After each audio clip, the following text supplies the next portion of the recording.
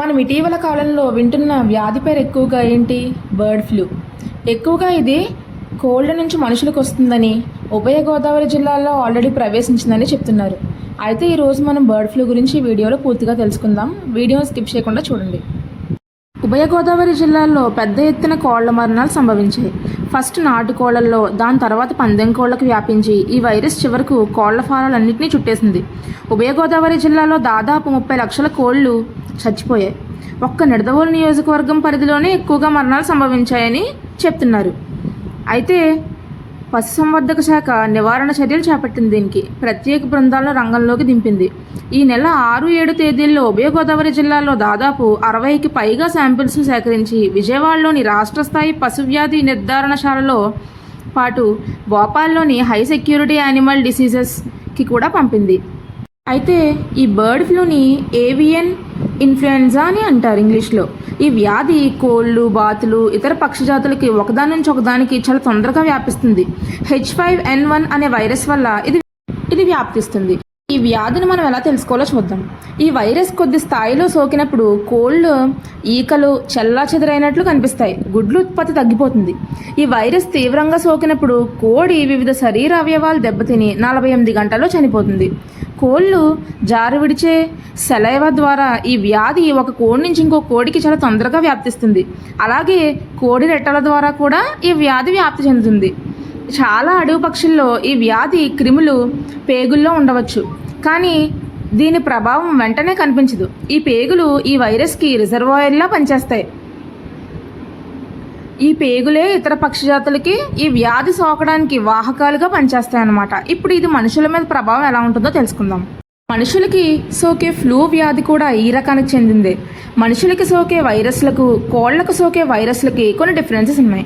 అవి ఏంటో చూద్దాం. మనుషులకి H1N1, H1N2, H3N2 వైరస్లు సోకుతాయి. కోళ్లకి H5N1 వైరస్ సోకుతుంది. కోళ్లకి సోకే వైరస్ అసాధారణ పరిస్థితుల్లో మాత్రమే మనుషులకి సోకుతుంది. అయితే ఈ వైరస్లు చాలా తొందరగా రూపాంతరం చెందే శక్తి కలిగి ఉంటాయి.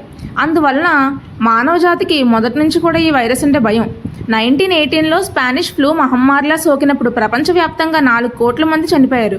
బర్డ్ ఫ్లూ కూడా అదేవిధంగా రూపాంతరం చెంది మానవులకు హాని కలిగిస్తుందేమోనని శాస్త్రవేత్తలు నిరంతరం ఎప్పుడు కూడా దాన్ని కనిపెట్టుకుంటూనే ఉంటున్నారు. అదే జరిగితే మానవ జాతిలో 25 నుంచి 30% ప్రజలకు దీని ప్రభావం పడుతుందని భయాందోళన వ్యక్తమవుతున్నాయి. మానవ జాతిపై ప్రభావం గురించి అలా ఉంచి పక్షులకి వ్యాధి సోకడం వల్ల అపారమైన ఆర్థిక నష్టం జరుగుతుంది. ఈ వ్యాధి వ్యాప్తించకుండా కోట్లాది కోళ్ళని చంపేయాల్సి వస్తుంది. ఇప్పుడు జనవరి 2008 ఆ టైంలో పశ్చిమ బెంగాల్లో జరుగుతున్న 20 లక్షల కోళ్ళ చంపడం కూడా ఈ కార్యక్రమంలో భాగమే. అప్పట్లో 20 లక్షల కోళ్ళని చంపేశారు. H5N1 వైరస్ 1997లో మొదట కనుగొన్నారు. ఇప్పటి వరకు కూడా 353 మంది మనుషులకి ఈ వ్యాధి సోకింది. అందులో 221 మెంబర్స్ మాత్రమే చనిపోయారు. మరణించిన వారిలో 60% ఇండోనేషియా, వియత్నాంలకు చెందారు. ఆ కంట్రీలకి చెందిన వారే ఉన్నారు. వ్యాధి సోకిన కోళ్ళకి మేత, దాణా వేసేవారు, పంజరాలను శుభ్రం చేసేవారు. రోగిష్టి పక్షులను అటు ఇటు తరలించే వారికి ఈ వ్యాధి సోకే ప్రమాదం కూడా ఉంది. ఇప్పటి వరకు ఒక మనిషి నుండి ఇంకో మనిషికి H5N1 వైరస్ సోకిన దాఖలాలు ఏవీ లేవు. ఇది మానవ జాతికి పెద్ద ఊరట కలిగించిన విషయంలా చెప్పుకోవచ్చు. అయితే ఈ వైరస్కి వ్యాక్సిన్ తయారు చేయడానికి ఎన్నో అడ్డంకులు ఉన్నాయి. మనిషి నుంచి మనిషి ఈ వ్యాధి సోకిన ప్రమాదకర పరిస్థితి వచ్చినప్పుడే ఈ వ్యాక్సిన్ తయారు చేయడం సాధ్యమవుతుందని శాస్త్రవేత్తలు అంటున్నారు. ఈ వ్యాక్సిన్ తయారు చేయడానికి అనేక కాంబినేషన్స్ శాస్త్రవేత్తలు ప్రయత్నం చేస్తున్నారు. ప్రస్తుతం యాంటీవైరస్ మందులు కొన్ని వినియోగంలో ఉన్నాయి.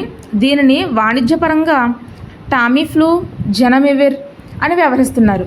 దీన్ని రెలెన్జా అని కూడా అంటారు. సాధారణ ఫ్లూ ఉపయోగించే మందులే బర్డ్ ఫ్లూ కూడా ఉపయోగపడతాయని ఆశిస్తున్నారు. ఇంకా ఈ మందుల తయారీకి చాలా కాలం పట్టొచ్చని, వీటి తయారీ ఎక్కువ ఖర్చుతో కూడుకుందని, వంటింటి వంటకాల ద్వారానే వ్యాధి నివారించవచ్చు. బాగా సుమారు 70 డిగ్రీల సెంటీగ్రేడ్ పైనే ఉన్న ఉష్ణోగ్రత వద్ద వండితే ఎటువంటి వ్యాధి వ్యాపించదు. అయితే కోడి అన్ని భాగాలు సరిగ్గా ఉడికినట్లు నిర్ధారణ అవసరం అన్నమాట వండుకునేటప్పుడు. బర్డ్ ఫ్లూ మానవులకు ఎలా వ్యాపిస్తుంది? బర్డ్ ఫ్లూ వ్యాధి సోకిన పక్షితో దగ్గర సంబంధం ద్వారా వ్యాపిస్తుంది. ఇందులో ఇవి ఉన్నాయి. వ్యాధి సోకిన పక్షులను తాకడం, రెట్టలు లేదా పరుపులను తాకడం, వ్యాధి సోకిన కోళ్లను చంపడం లేదా వంట కోసం సిద్ధం చేయడం.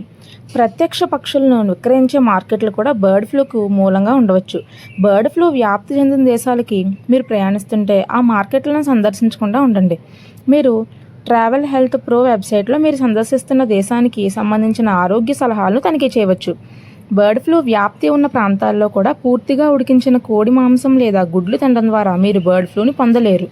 బర్డ్ ఫ్లూ నివారణకి మీరు చేయగలిగేవేంటో చూద్దాం. మీరు వ్యాధి వ్యాప్తి చెందిన విదేశీ దేశాన్ని సందర్శిస్తుంటే మీరు ఇలా చేయాలి. ముఖ్యంగా ఆహారాన్ని తాకే ముందు మరియు తర్వాత, ముఖ్యంగా పచ్చికోళ్లతో తరచుగా గోరువెచ్చని నీరు మరియు సబ్బుతో మీ చేతుల్ని కడుక్కోండి. వండిన మరియు పచ్చి మాంసం కోసం వేరువేరు పాత్రలను ఉపయోగించండి.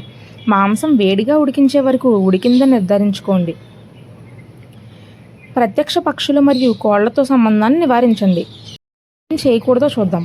పక్షి రెట్టలను లేదా జబ్బు పడిన లేదా చనిపోయిన పక్షుల్ని తాకవద్దు లేదా వాటి దగ్గరికి వెళ్ళవద్దు. జంతువుల మార్కెట్లకి లేదా కోళ్ల ఫారాలకి వెళ్ళొద్దు. ఈకలతో సహా జీవించి ఉన్న పక్షుల్ని లేదా కోళ్లను యూకేకి తిరిగి తీసుకురావద్దు. ఉడికించని లేదా పచ్చి కోడి మాంసం లేదా బాతు మాంసం తినొద్దు. పచ్చి గుడ్లు తినొద్దు. బర్డ్ ఫ్లూకి టీకా లేదు. కాలానుగుణ ఫ్లూ వ్యాక్సిన్ బర్డ్ ఫ్లూ నుంచి రక్షించదు మనల్ని. మానవుల్లో బర్డ్ ఫ్లూ లక్షణాలు ఎలా ఉంటాయో చూద్దాం. బర్డ్ ఫ్లూ ప్రధాన లక్షణాలు చాలా త్వరగా కనిపిస్తాయి మరియు వీటిలో చాలా ఉన్నాయి. అవి ఏంటో చూద్దాం. చాలా ఎక్కువ ఉష్ణోగ్రత వద్ద లేదా వేడిగా ఉన్న వణుకుతున్నట్లు అనిపించడం, కండరాలు నొప్పి, తలనొప్పి, దగ్గు లేదా ఊపిరి ఆడకపోవడం. ఇతర ప్రారంభ లక్షణాలు ఏంటో చూద్దాం. అతిసారం, అనారోగ్యం, కడుపు నొప్పి, ఛాతి నొప్పి, ముక్కు మరియు చిగుళ్ళు నుంచి రక్తస్రావం, కండ్ల కలక.